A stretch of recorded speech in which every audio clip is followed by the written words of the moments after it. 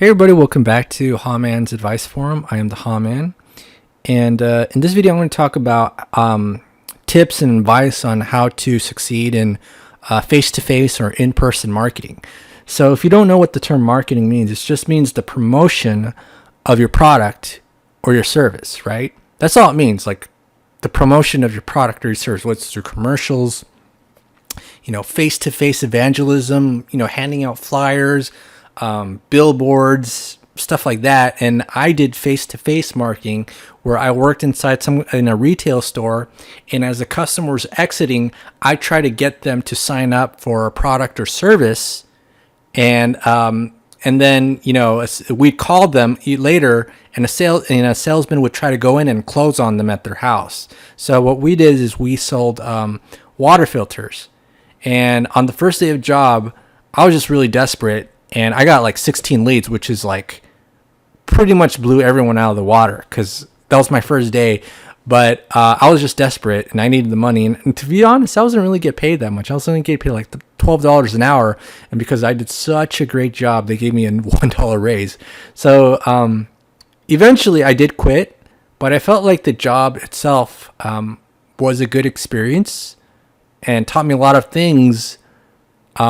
Even though the owners themselves didn't, or the managers didn't really teach me anything, but I did teach myself a lot of things and just kind of experiment. And eventually I got so good where the process became so automated for me, where I would just go in and it just feel like, I don't know, I was just kind of, I was just on autopilot because I was so good at it. Now, I wasn't in sales, I was in marketing, so I didn't sell anything.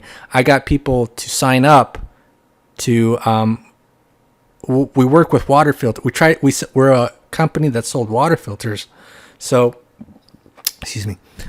I'd get them to sign up for a free water test, and then the salesman would go in and sell them a water filter, like a really expensive one for the whole house.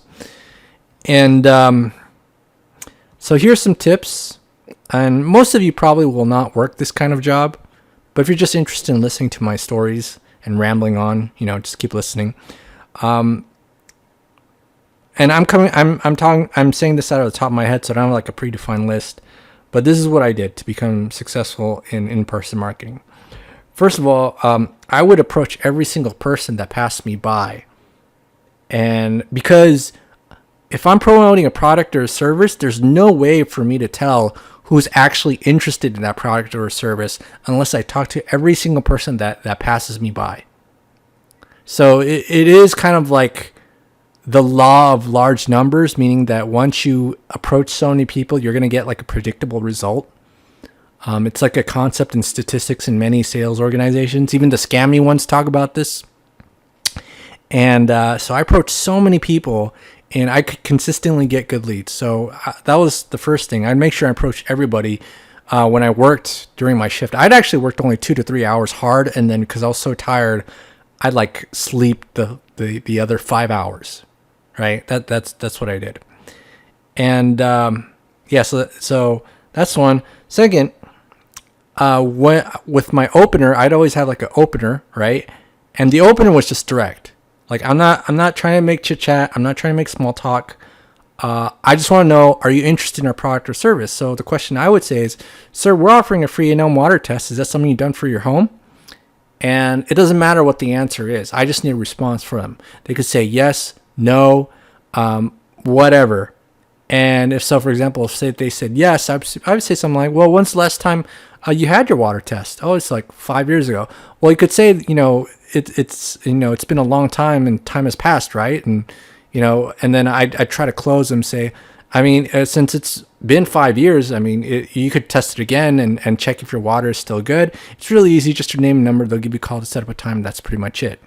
And if they kind of just stopped their cart and were looking at my booth, or they told me they never had their water tested, again, it was really, I get straight to the point. No chit chat. I'm not your best friend. I'll be like, oh yeah, you never had your water tested? Well, it's really easy. It's just your name and number. They'll give you a call to set up a time to check your water, and that's pretty much it, right? So I always got to the point. And if you're not interested, next person, right? Because I'm not going to waste my time on someone who's not interested in my product or service. That is something a lot of people do, and that's because of poor training. I guess for me, even though I failed at sales, my previous failures taught me a lot of things, and I learned how to be really efficient. Another thing is, and this is sales 101, is that I always assumed that they were going to do what I wanted them to do. So there's no asking yes or no. And you could find this in any sales book, that you always assume the close.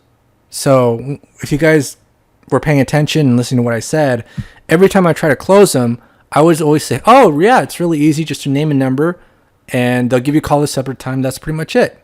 So notice when I say that, I'm never asking them, do you want the water test, right? Do you want to do this? There's no do you want. It's really easy just to name a number. I'll give you a call to set up. We'll give you a call to set up a time. That's pretty much it. You can't answer yes or no to that. I hand you the paper, and you either have to be incredibly reactive against me, and put a lot of effort to reject my proposal, right? Or you could just sign up. And for a lot of people, it's just easier for them to sign up because they were kind of interested, but they needed someone to help them out and to take that water test.